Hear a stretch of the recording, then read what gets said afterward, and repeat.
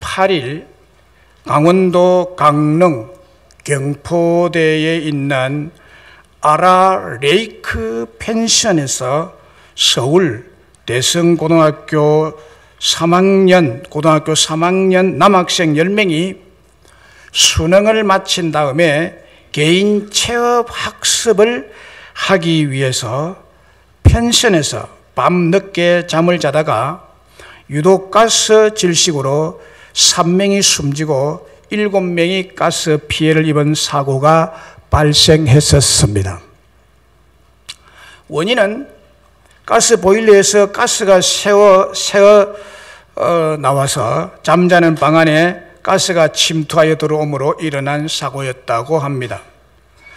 전문가들은 16,000원짜리 가스 경보기만 달아놓았어도 천하보다도 귀한 생명의 사고는 미연에 방지할 수 있었을 것이라고 안타까움을 나타냈습니다.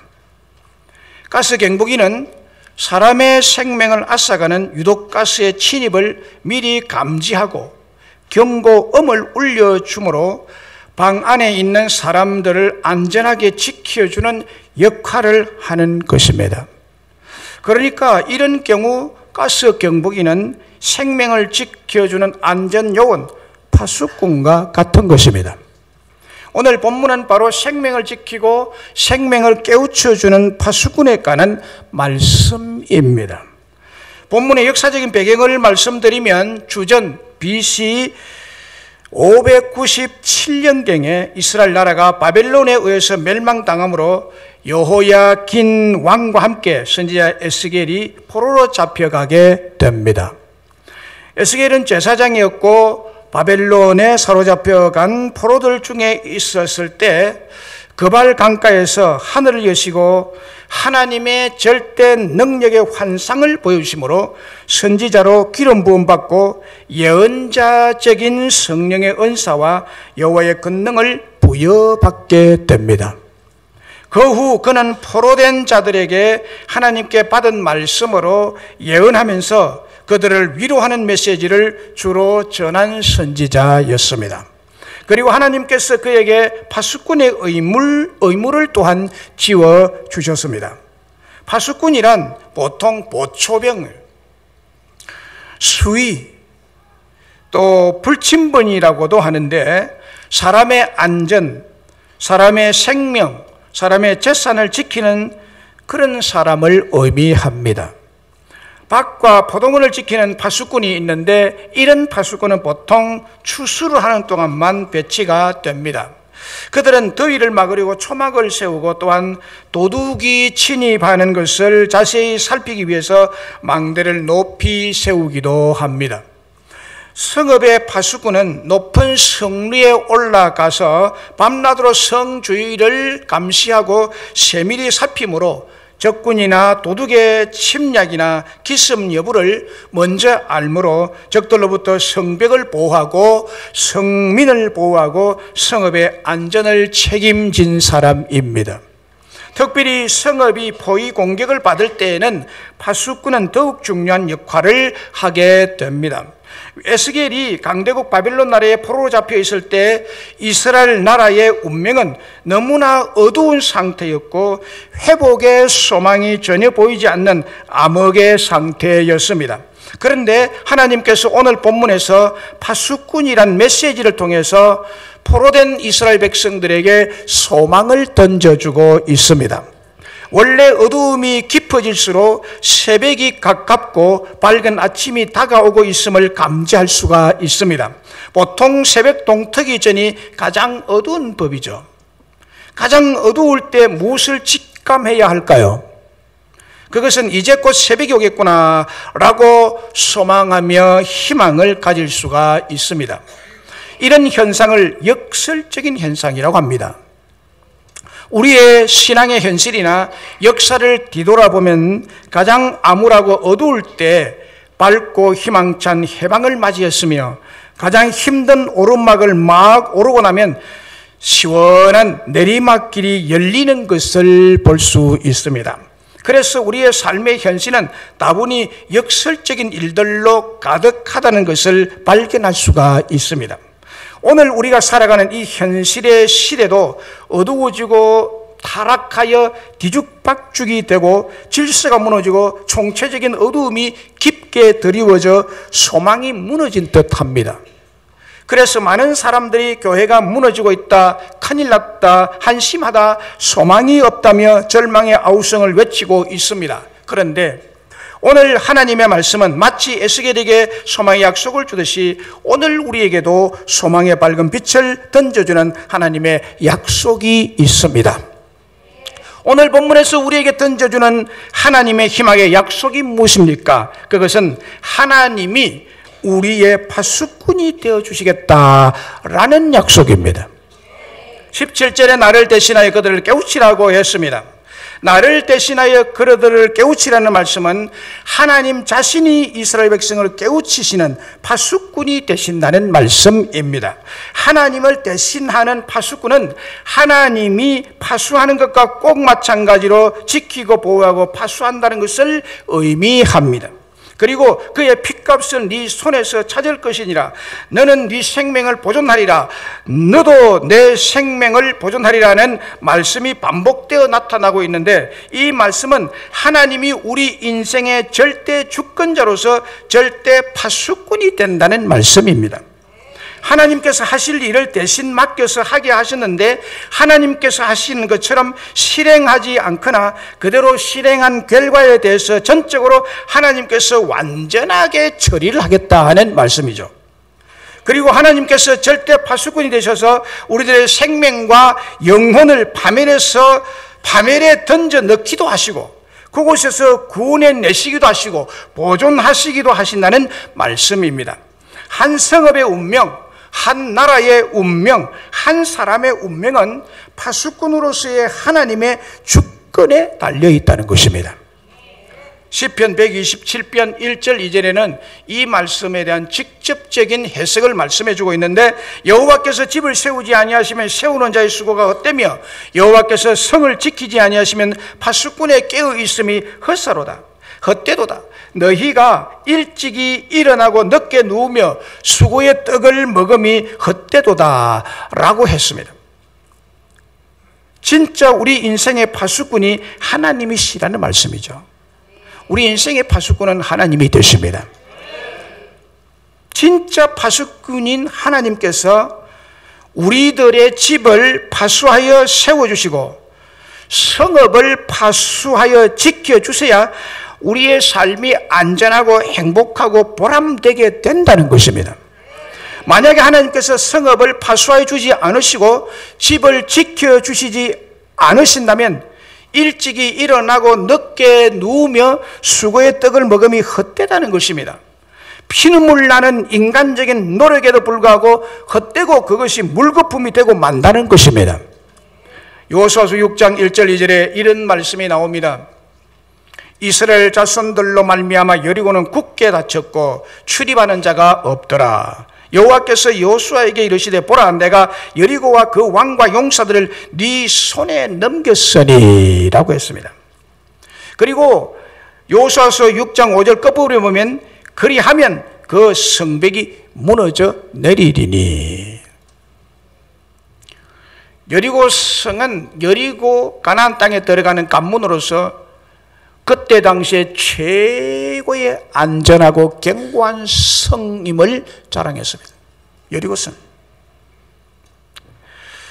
이스라엘 백성들이 이제 가나안 땅으로 들어온다는, 그래서 이 관문을 통과해서 여리고성을 통과해서 들어간다는 소문을 여리고 성민이 다 들었습니다. 그래서 특별 경계령이 내려졌기 때문에 출입하는 자가 없다고 말합니다. 그건 사람이 없어서 출입하는 자가 없는 게 아니라 특별 경계령이 내려졌다는 뜻입니다. 특별 경계령이 내려졌고 파수꾼들은 특별 경계 근무를 수행하게 되었습니다. 그래서 성읍 문을 아주 굳게 닫아버리고 출입을 철저하게 통제를 했기 때문에 들어가는 사람이 없고 나가는 사람이 없었습니다. 그런데 하나님께서 여리고성을 지켜주지 않고 힘없는 여리고성 파수꾼들이 눈에 불을 켜고 파수하고 있었지만은 오히려 하나님께서 무너뜨리기로 작정한 성이므로 사람이 아무리 철통같이 지키고 파수를 해도 그것이 아무런 소용이 없어요. 아무런 소용이 없어요. 돌 하나 돌 위에 첨 놓이지 아니하고 완벽하게 무너져 내렸습니다. 믿으시기 바랍니다. 하나님이 세우지 않으면 성읍의 파수가 허사다. 고 유영수 여사는 철통 같은 경비망과 파수꾼의 경비를 뚫고 잠입한 문세강에 의해서 저격을 당해 세상을 떠났습니다. 그리고 박정희 대통령은 가장 측근에 있었던 정보부장의 총탄에 맞아 세상을 떠났습니다. 대통령 부부를 경비하고 파수하는 사람은 우리나라에서 사격술이 가장 뛰어나고 우수한 사람이 완전 무장한 파수병, 즉 경호원들이 손도 쓸 사이 없이 순식간에 보는 앞에서 저격을 당하고 말았습니다. 지나간 우리 역사의 아픈 상처들이긴 하지만은 돌이켜 생각해 보면 도대체 누가 누구를 안전하게 경비하며 지키며 파수할 수가 있겠느냐 하는 것입니다. 우리의 잘못된 생각의 습성이 무엇인지 아십니까? 여러분들의 잘못된 생각의 습성이 무엇인지 아셔야 됩니다. 이게 뭐냐? 그것은 절대적으로 안전하신 지킴이, 파수꾼이신 하나님을 의심하고 그 하나님의 지키신 파수의 능력을 가소평가하고 그 대신 상대자인 사람의 능력이나 그 역할을 절대 평가하는 데 있습니다. 좀 더 쉽게 말씀을 드리면 능력이 유한하고 상대적이고 모자라는 사람은 대단한 것으로 평가를 하고 하나님의 절대적인 파수의 능력을 소홀히 여기는데 여러분들의 문제가 있다는 거예요. 이 생각의 문제. 생각. 사람을 더 의존한다. 하나님보다도. 신명기 32장 10절에 여호와께서 그를 항무지에서 짐승이 부르짖는 광야에서 만나시고 호위하시며 보호하시며 자기 눈동자같이 지키셨도다. 하나님이 완벽한 파수꾼이다. 하나님이 이스라엘 백성들을 황무지에서 지키셨다. 짐승이 부르짖는 광야에서 만나시고 호위하시며 보호하시며 자기 눈동자 같이 지키셨도다.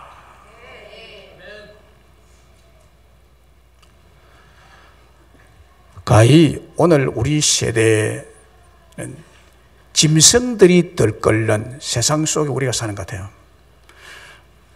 사람들이 짐승 수준입니다.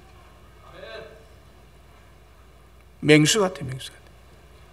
무서워. 길 가기도 무서워. 중고등학생도 무서워서 곁에 못 가겠어요. 고등학교 2, 3학년 덩치가 떡대 같은 놈들 몇 명이 모여있는 곳에 지나가면 겁이 나 소름이 끼쳐지거든. 날 건드릴까 봐. 거의 맹수 수준을. 이런 맹수들이 들끓는 곳에서 우리를 지키셨다. 호위하셨다. 보호하셨다. 눈동자같이 지키셨도다. 하나님이 우리를 파수하시는 완벽한 파수꾼이 되신다는.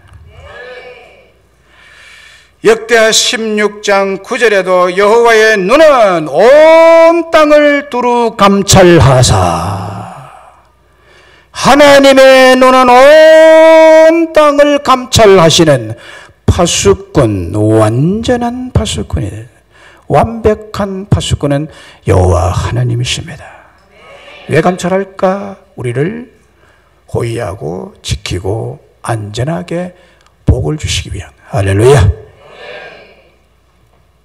전심으로 자기에게 향하는 자들을 향하여 능력을 베푸시나니. 신명기 32장 39절에도 이제는 나 곧 내가 그인 줄 알라. 나 외에는 신이 없도다. 나는 죽이기도 하며 살리기도 하며 상하게도 하며 낫게도 하나니 내 손에서 능히 빼앗을 자가 없도다. 할렐루야. 하나님이 완벽한 파수꾼이라는 거예요. 하나님은 우리의 파수꾼이 되겠다는 말씀이에요. 오늘 본문의 말씀이 내가 너를 지키는 파수꾼이 되겠다.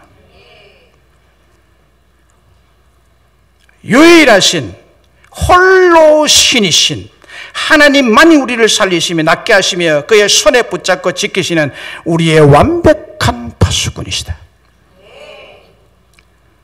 열왕기하 6장 8절에 보면 아람 왕이 이스라엘을 침공하여 전쟁을 일삼았습니다.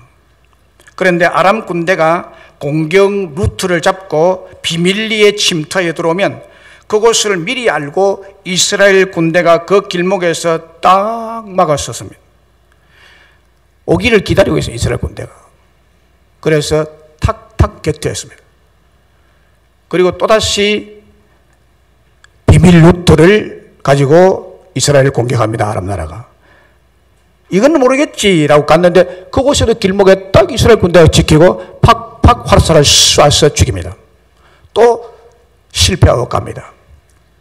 다시 엄밀하게 군사작전으로서 비밀 루트를 가지고 이스라엘 공격하는데 아니나 다를까 또 이스라엘 군대가 또 길목에 지키고 있습니다.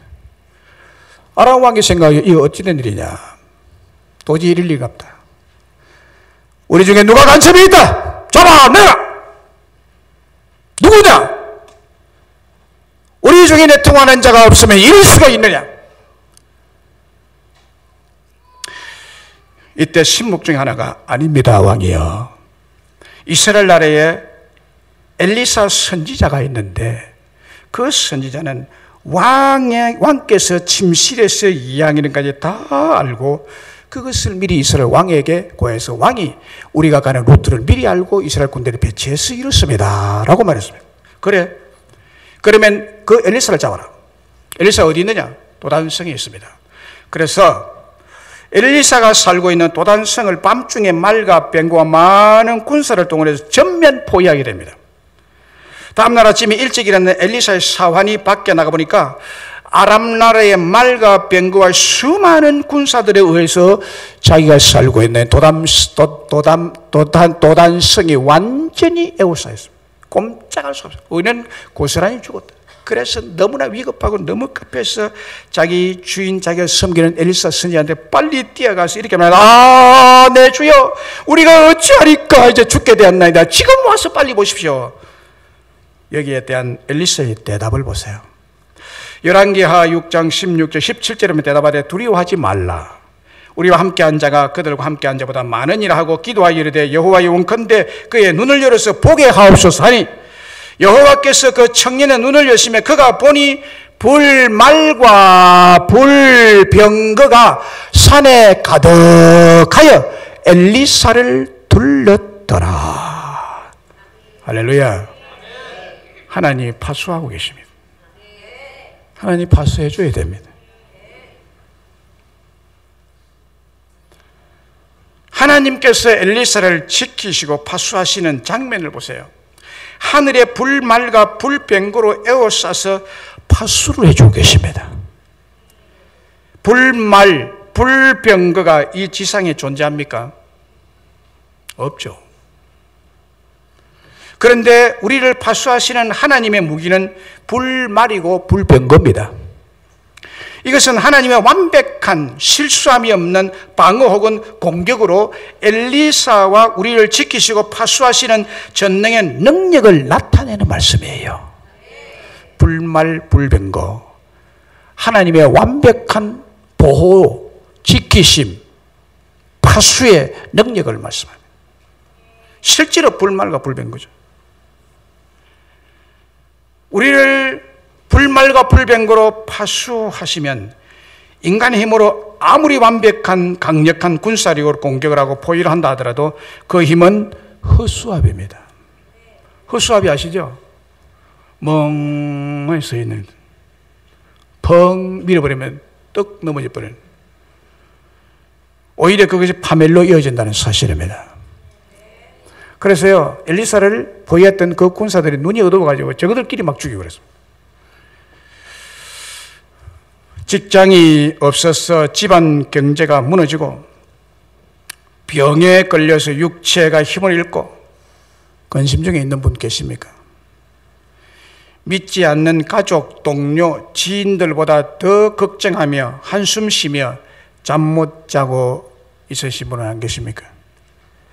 예수 믿고 믿음 생활하면서 왜 그러느냐는 비아냥거리는 소리를 듣고 있습니까? 이 시간 겨자씨 같이 신락 같은 소망을 가지고 오셨습니까? 우리 하나님은, 여러분의 하나님은 우리의 총체적인 삶의 바운다리를 책임지시고 호위하시며 보호하시며 감찰하시며 자기의 눈동자같이 파수하여 주실 것을 믿습니다. 저는 이 시간 담대하게 고백하고 간증할 수 있는 사실은 교인이라고 교회에 찾아온 사람들 중에는 시편 1편 1절에서 언급하고 있는 세 부류의 사람들, 즉 악인들, 죄인들, 오만한 자들 앞에서 혹은 뒤에서 이들이 얼마나 비판하며 저를 오해하며 저를 정죄하며 태클을 걸었는지 모릅니다. 지난날을 생각하면 맹수들이 들끓는 정글 오솔길을 지나온 것 같고 불타는 강 속에서 그 불을 헤집고 나온 것 같은 느낌을 받습니다. 이런 모진 고난의 길을 어떻게 제가 지나왔을까 생각해 보니 나의 하나님께서 비판받고 정죄받아 마땅한 허물 많고 실수 많고 문제 많고 어리석지만 그분이 나를 보호해 주시고 지키시는 하나님의 파수의 능력, 파수꾼이 되신 하나님의 속성으로 오늘 제가 이렇게 안전하게 안정적으로 평안하게 정착할 수 있다는 것을 분명히 말씀드릴 수 있습니다. 하나님이 나의 파수꾼이 되셨다. 하나님 나를 지키셨다. 건강을 지키시고 모든 가족을 지키시고 우리 교회를 지키신 하나님이십니다. 하나님의 파수의 능력이라. 내가 잘해서 된 것은 하나도 없다고 생각합니다. 하나님이 나의 파수꾼이 되셨다. 할렐루야!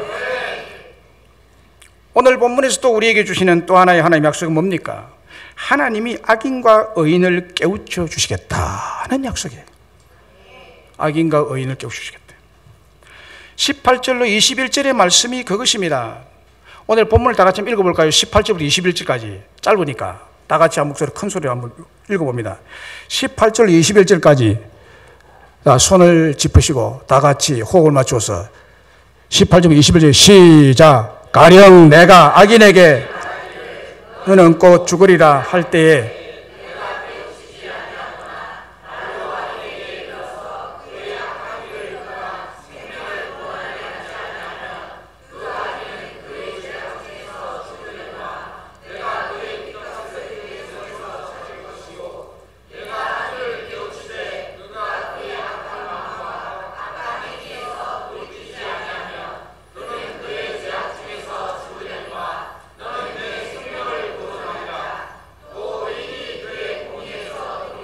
악을 행할 때에는 이미 행한 그의 공의는 기억할 바 아니라 내가 그 앞에 그치는 것을 두면 그가 죽을지니 이는 네가 그를 깨우치지 않음이니라. 그는 그의 죄 중에서 죽이려니와 그의 핏값은 내가 네 손에서 찾으리라. 그러나 네가 그 의인을 깨우쳐 범죄하지 아니하게 함으로 그가 범죄하지 아니하면 정령 살리니 이는 깨우침을 받음이며 너도 내 영혼을 보존하리라. 할렐루야! 할렐루야! 이 구절의 핵심은 깨우침입니다. 하나님의 깨우침이십니다. 하나님의 깨우침. 여기서 분명히 확인할 수 있는 사실은 하나님께서 너무나 강한 의지로 악인을 깨우쳐서 악인의 악한 길을 떠나 생명을 구원하시기를 원하고 계신다는 사실입니다. 하나님의 강력한 의지로 악인이 악한 일에서 떠나기를 원하십니다. 이게 하나님의 강한 의지입니다. 그 좀 떠나면 좋겠다 하는 거예요.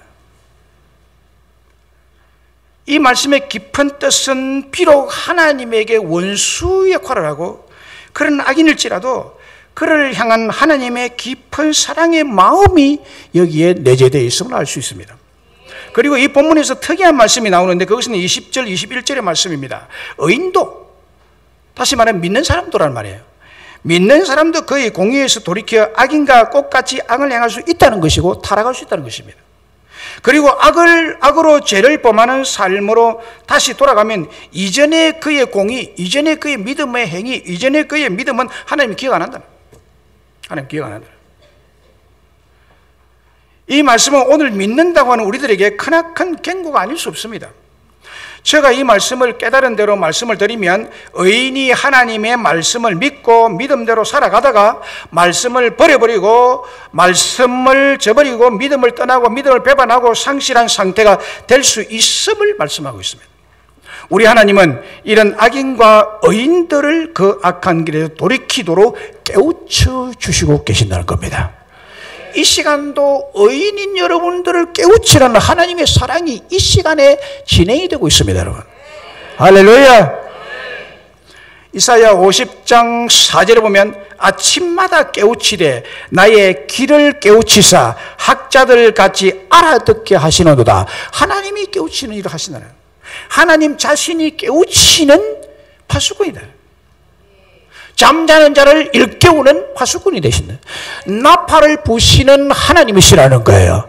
하나님이 크나큰 확성기로 알아듣도록, 기머거리도 알아듣도록 크나큰 소리로 깨우치시는 분이시다.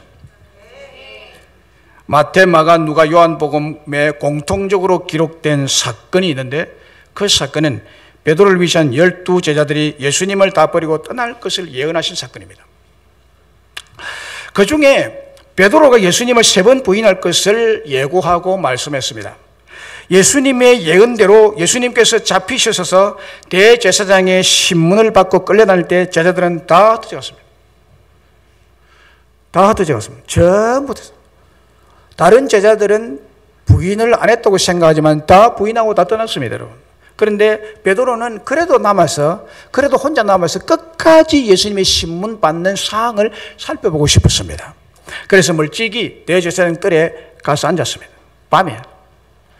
초저녁에 시작된 재판은 새벽녘까지 진행이 됐습니다. 얼마나 악한 사람이 예수님을 끌고 다니면 신문했는지. 세상에. 지금 우리는 고난 기간을 지나고 있습니다. 사순절 기간입니다. 다 가버렸습니다. 베드로 혼자 남아서 어떻게 되나, 마지막 결말이 어떻게 되는지 궁금하기도 하고, 수제자라고 장담했던 그가 끝까지 남았습니다. 그런데 작은 계집아이가 베드로를 알아보고 당신 예수님 따라다니는 사람 아니냐? 라고 물었을 때 그는 3번 거듭 맹세를 하고 저주를 하면서 예수님 부인했습니다. 저주는 예수님을 저주한 것입니다. 3번을 저주하며 맹세하여 나는 그 사람 예수를 모른다고 부인하자 곧 닭이 울었습니다. 꼬꼬대. 새벽을 알리는 닭이 울자 예수님의 말씀에 닭이 울기 전에 네가 나를 3번 부인하리라는 말씀이 생각나서 그 길로 밖에 나가서 심히 통곡했다 합니다. 하나님은 이렇게 깨우치십니다. 하나님은 닭의 울음소리를 동원해서라도 베드로를 깨우쳤습니다. 베드로는 의인입니다. 의인이 이렇게 타락할 수 있다는 거예요. 의인이 예수님을 부인하고 부인하되 보통 부인한 것이 아니라 저주까지 하면서 부인할 수 있다는 거예요. 다른 제자들 말할 것도 없고 다 도망가 버리고요. 이런 의인을 깨우친다. 여기 앉은 여러분들도 지난 주간에 뭐하고 왔습니까? 그 잘못된 죄를 이 시간 주님은 깨우치시길 원하십니다. 닭의 울음소리를 동원해서 깨우치듯이 이 목사를 동원해서 여러분들의 심령을 깨우친단 말이야. 이게 하나님 하시는 일입니다. 할렐루야.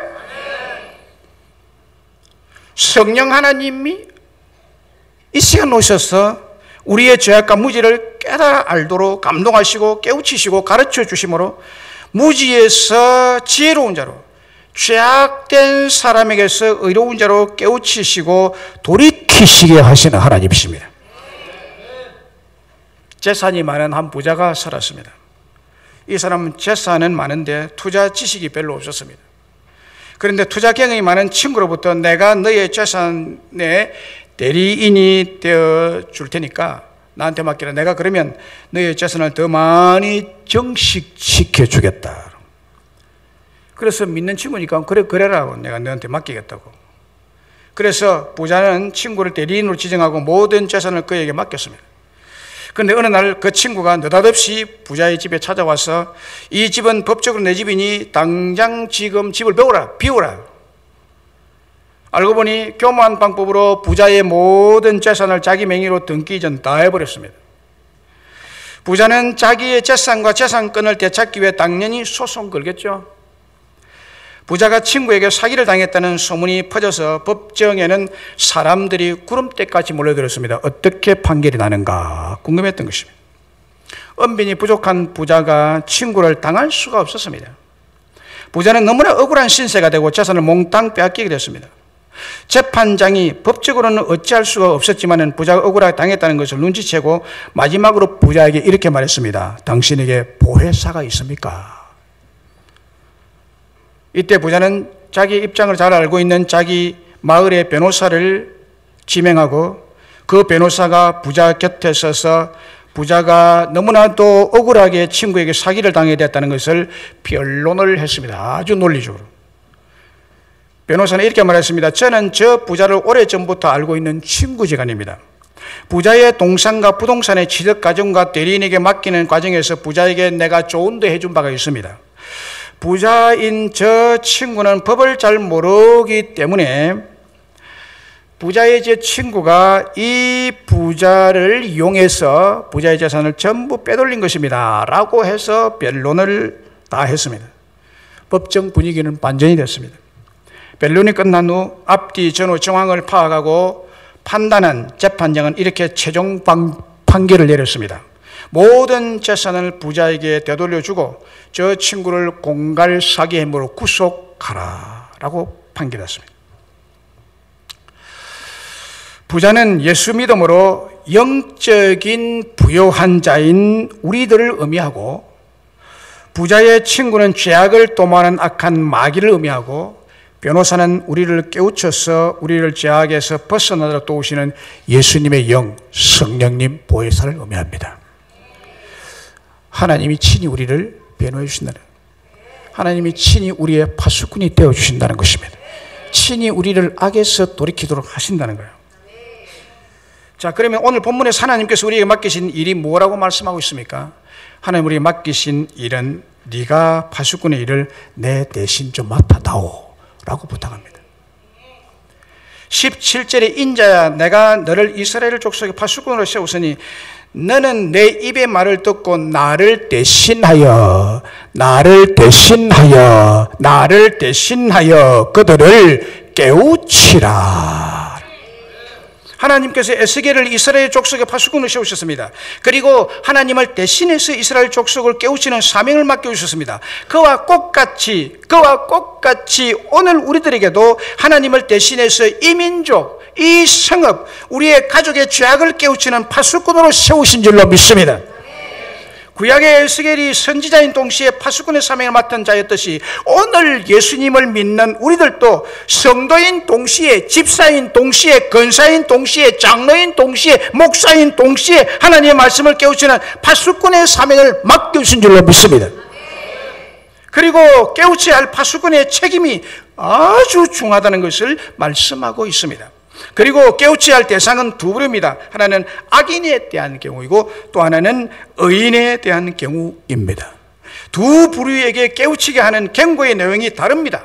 악인 즉 불신자에게 어떻게 경고해야 됩니까? 죄 짓는 악한 행위를 이제 계속하지 마라. 그만해. 어서 빨리 죄악에서 떠나십시오. 그렇지 않으면 당신은 죽습니다. 멸망받습니다. 라고 깨우쳐 주라고 하는 것입니다. 파수꾼인 우리들이 전하는 경고의 메시지를 듣고 불신앙 또는 죄악을 계속하면 그는 죽을 것이고 회개하고 악한 마음과 악한 행위에서 돌이키면 생명을 얻고 구원을 받고 영생을 얻게 될 것이라 라고 말합니다. 파수꾼의 사명을 받은 우리들은 예수님을 믿지 않는 것이 가장 큰 악인데 예수를 믿지 않는 것이 이 세상 우주천지에서 가장 악한 행위입니다. 이런 악인들에게 임할 하나님의 진노의 심판의 무서움을 경고해야 됩니다. 그리고 의인들은 기존 믿는 신자들을 말하는데 믿는 교인 중에도 믿음으로 살지 않고 불신자와 똑같이 악을 행할 때는 과거에 이미 행한 믿음의 행위는 하나님 기억 안 한다. 하나님 모른다는 거예요. 혹 여러분 중에 과거에 내가 믿음이 좋았다, 그것을 지금까지 울겨 먹고 곰탕을 울겨 먹듯이 이제는 뼈다귀만 새파랗게 남아가지고 우리가 알 것도 없는데 그걸 울겨 먹고 있는 것은 하나님 기억 안 한다. 기억 안 한다. 이제 그만 우리 먹으세요. 이제 맹물밖에 안 납니다. 우리 봐야.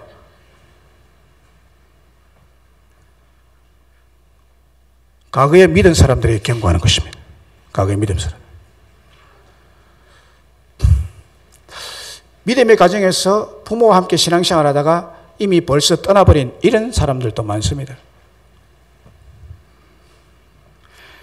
믿는 신자도 넘어지고 타락할 수 있다는 것을 말씀하는 것입니다. 그들이 타락을 막아주라. 믿는 신자가 말씀을 버리고 떠나는 것을 막아라. 파수꾼의 책임은 기존 믿는 교인에게도 중요함을 말씀하고 있습니다. 은혜의 믿음을 벗어버리고 율법주의자가 된 자들을 은혜 안으로 끌어들이고 인도해라. 에스겔 33장 6절에 그러나 칼이 마음을 파수꾼이 보고도 나팔을 불지 아니하여 백성에게 경고하지 아니하므로 그 중에 한 사람이 그 임하는 칼에 제거당하면 그는 자기의 죄악으로 말미암아 제거되리니와 그 죄는 내가 파수꾼의 손에서 찾으리라. 파수꾼의 손에서 찾으리라. 여러분, 교회에서 하는 일들에 대해서 이 파수꾼의 역할을 다 하라고 이렇게 무장을 시키고 훈련을 시키고 이거 하라 저거 하라 하는데요, 이거 다 외면하면 내가 그의 피를 너에게서 찾으려는 것은 그 당사자는 어떻게 해서 뭐 믿음 생활하고 한다 하지만은 그 후손에게 피를 찾는다는, 후손에게. 파수꾼이 나팔을 불지 않는 것은 큰 죄입니다. 적군이 왔는데 눈 뜨고 나팔을 불지 않고, 이건 바로 적과 함께 하는 자라는 거죠. 파수꾼의 사명을 다하지 않는 그 죄값, 악인의 피값으로 심판을 받게 된다는 것입니다. 구약시대 선지자들은 하나님의 파수꾼으로서 국가에 임박한 운명을 보았고, 잠자고 있는 사람들이나 무관심한 백성들에 다가오는 위험과 환난과 하나님의 거룩한 뜻을 알리는 나팔을 불었습니다. 이 사명을 다했습니다. 특별히 선지자들의 사명은 하나님의 백성들을 위해 나팔을 부는 파수꾼이 되었던 것입니다. 그래서 백성들 하여금 하나님께 돌아오게 하는데 최고의 관심을 기울였습니다. 바로 이 사명은 구약시대의 선지자들의 사명일 뿐만 아니라 동시에 오늘 우리 교회에 다니는 모든 성도들, 선데이 크리스찬이든지 오늘 특성한 셀 선김이나 교사이든지 이 사명이 주어졌다. 믿으시기를 주의 이름으로 축원합니다. 내비게이션이 없던 몇십 년 전에 제가 직접 경험한 경험입니다. 강원도 국도를 달리고 있는데, 강원도 국도 요즘은 좀 안 가봤습니다만은 굉장히 오래됐습니다. 강원도 간 지가. 제법 이제 굴을 뚫어 가지고 이렇게 좀 직선 도로를 이렇게 만들어 놨다는 것으로 제가 들었는데, 그때 이 굴도 없고 그냥 산시에 따라서 이렇게 강원도 길 걷자. 그래서 S자 코스. 그 운전 연습하려면 그쪽으로 가십시오. 확실하게 됩니다. 오는 차가 안 보이잖아요. 이렇게 완전 S자로 들어가 버리면.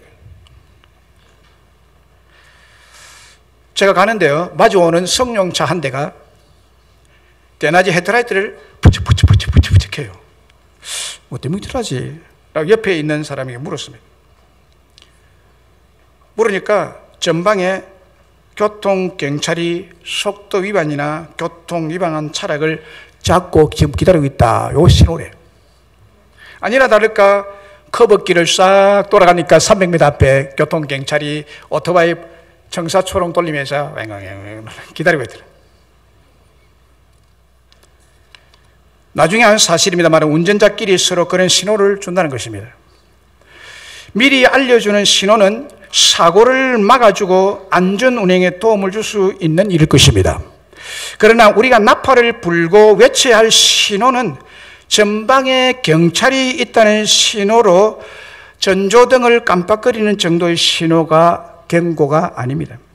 파수꾼인 우리에게 주어진 경고의 신호 메시지는 하나님이 주신 것입니다. 하나님이 전하라고 주신 명령입니다.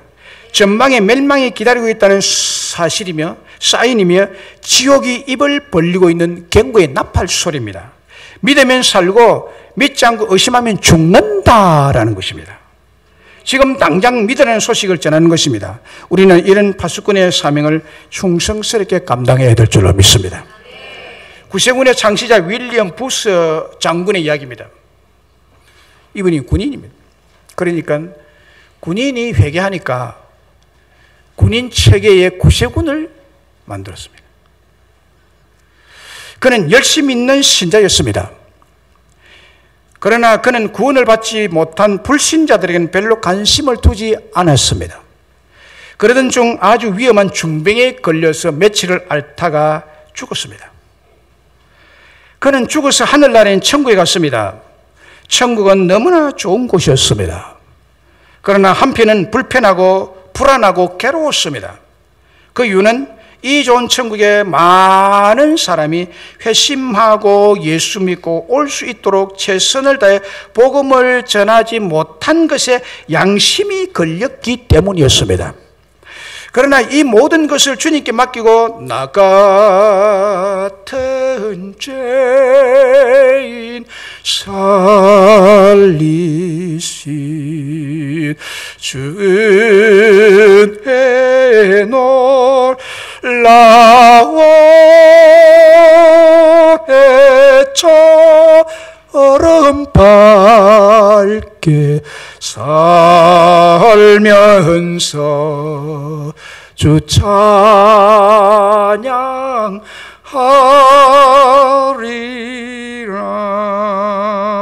찬송하면서 스스로 마음을 달랬습니다. 지금 장례식이 치러지고 있는 중입니다. 장례식을 치르고 있는 가족들, 친지들, 친구들도 울고 기도하면서 바로 이 찬송을 불렀습니다. 얼마 후 그는 천국에 가 있었습니다. 상상도 못한 천국의 의와 희락과 평강의 즐거움이 있었습니다. 그러나 그는 외롭기 거지없었습니다. 혼자만 있었기 때문입니다. 그때 자신의 지상 생활이 영상처럼 자기 앞을 지나갔습니다. 그걸 보니까요, 자기가 싸우고 속이고 죄짓고 저속하고 추한 모습이 쫙 지나갔습니다. 너무나 부끄럽고 괴로워서 세상으로 다시 돌아가서 죽도록 충성하고 다시 와야 되겠다는 마음이 들었습니다. 바로 그때 첫 번째 방문객이 자기에게 찾아왔습니다. 그는 주님의 일을 하다가 불의의 사고로 죽어서 천국에 왔다는 사람입니다. 그에게 아들이 하나 있었는데 그 아들의 소식이 듣고 싶어서 윌리엄 부스에게 찾아왔다는 것입니다. 자기 자신이 그 아들을 회개시키지 못하고 왔다는 것입니다. 윌리엄 부스에게 내 아들에게 얼마나 전도했습니까? 우리 아들이 요즘은 어떤지 말해 줄 수 있겠습니까? 라고 물었습니다. 부스는 그를 알고 있었습니다. 그러나 부스는 그 청년을 저건 버린 자식이야. 저에게는 전도의 소용이 없어라고 생각해서 그 청년에게 전도할 엄두를 내지 않았다는 것입니다. 그는 이 말을 듣고 너무 미안해서 얼굴을 들 수가 없었다고 했습니다. 도망치고 싶고 죽을 수만 있다면 죽고 싶을 정도로 부끄러워했습니다. 바로 그때 두 번째 방문객이 찾아왔습니다. 그는 아름다운 여인이었습니다. 그도 윌리엄 부스가 아는 사람이었습니다. 남편이 죽고 난 다음에 예수를 믿은 여자였습니다. 그녀는 믿음으로 충성을 다하다가 천국에 온 여자였습니다. 그녀의 자녀들은 다 믿었는데 그 중에 하나 안 믿는 것을 보고 죽었다는 것입니다. 윌리엄 부스는 그녀의 딸이 안 믿는 것에 관심이 없었습니다. 그녀는 교회 근처에 살고 있었습니다. 부스에게 물었습니다. 내 딸에게 전도해 보셨습니까? 그 아이는 한 번만 누가 믿자고 권하면 금방 믿을 아이인데. 부스는 이 이야기를 듣고 그의 얼굴을 움켜쥐고 부르짖었습니다. 나의 하나님, 여기가 천국입니까? 차라리 땅에 돌아가 살고 싶습니다. 괴로워서 못 살겠습니다. 라고 절규했습니다. 그때 세 번째 방문객이 찾아왔습니다. 그는 개척교회를 섬기다가 천국에 온 교인이었습니다. 그는 원래 가수였습니다. 회심하여 충성하다가 불려왔다는 것입니다. 부스에게 또 묻습니다. 그 어려운 교회 좀 도와주셨나요? 라고 물었습니다. 부스는 말문이 막혔습니다. 그는 어려운 교회에 돕지 못한 자였기 때문입니다. 그는 그 교회를 알고 있었지만 돕지 못했습니다. 그 후 그는 천국에 산다는 것이 너무너무 괴로웠습니다. 그때 영광스러운 주님이 그의 앞에 나타났습니다. 능히 헤아릴 수 없는 수많은 무리와 천군 천사들의 엄청난 광경이 자기 앞에 펼쳐졌습니다. 거기 주님께서 오셨습니다. 또 거기에 선지 사도들과 순교자들이 모여 섰었습니다. 말로 다 할 수 없는 영광스러운 모습이었습니다. 그때 왕은 부스를 쳐다봤습니다. 주님의 눈과 그의 눈이 마주치는 순간 주님은 그에게 이렇게 말했습니다. 땅으로 돌아가라. 내가 재차 기회를 너희에게 주노라. 저 많은 죽어가는 자를 구원하고 네 싸움을 마친 후 이리로 올라오너라. 그리하면 나의 승리자들 사이에 네 자리를 주겠고 너는 내 영광에 참여할 것이다 라고 했습니다. 윌리엄 부스는 그 길로 다시 살아나서 주님의 종이 되어 죽도록 전도하다가 구세군을 만든 사람입니다. 여기서 우리는 두 가지 파수꾼으로서의 유념할 사항이 있습니다. 첫째는 영혼을 구원하기 위해 깨우치는 일을 게을리하면 부끄러움을 당하게 된다는 것입니다. 두 번째는 우리에게는 깨우치지 못한 영혼의 핏값을 대신할 두 번의 기회는 오지 않는다는 것입니다. 말씀을 맺습니다. 오늘 본문은 이스라엘 백성이 어둡고 암울한 바벨론 포로로 잡혀갔을 때 에스겔 선지자에게만 하나님의 위로와 경고의 말씀입니다. 오늘 우리 시대는 겉으로 보기에는 평안하고 자유스럽고 안전하게 살 수 있지만은 영적으로는 아주 어둡고 암울하고 마치 포로된 백성들 같이 힘을 잃은 영적 암흑기를 맞이하고 있습니다. 영적인 암흑기를 맞고 있는 오늘 우리에게 위로와 경고가 필요하기에 오늘 이 말씀을 나누게 되었습니다. 그 내용은 하나님께서 우리의 가장 완벽한 파수하여 주시는 파수꾼이 되신다는 것입니다. 그리고 불신자들을 의미하는 악인과 기존 믿는 자를 의미하는 의인의 죄를 깨우치게 해서 의롭고 복된 영생의 길을 걸어가게 하신다고 말씀드렸습니다. 그리고 하나님께서 자기를 대신해서 우리들에게 파수꾼의 사명을 맡기셨다고 말씀드렸습니다. 그리고 파수꾼으로서 유념할 사항 두 가지를 말씀드렸습니다. 영혼을 구원하기 위해 깨우치는 일을 게을리하면 부끄러움을 당한다는 것과 우리에게는 깨우치지 못한 영혼의 핏값을 대신할 두 번의 기회는 오지 않는다. 오지 않는다. 지금 여기서 파수꾼의 사명을 다해야 된다. 왜냐하면 파수꾼의 은혜를 받았기 때문에. 하나님이 나를 지키시고 깨우치시는 은혜를 받았기 때문에 이제는 네가 이 은혜를 생각하고 대신해서 나를 대신해서 파수꾼의 역할을 해라. 우리에게 부탁했습니다. 이 은혜에 너무 감사하고 이 은혜에 힘입어서 하나님 대신에 맡겨주신 파수꾼의 사명, 전도인의 사명, 일깨우는 사명에 충성을 다하는 저와 여러분 되시기를 주의 이름으로 축원합니다.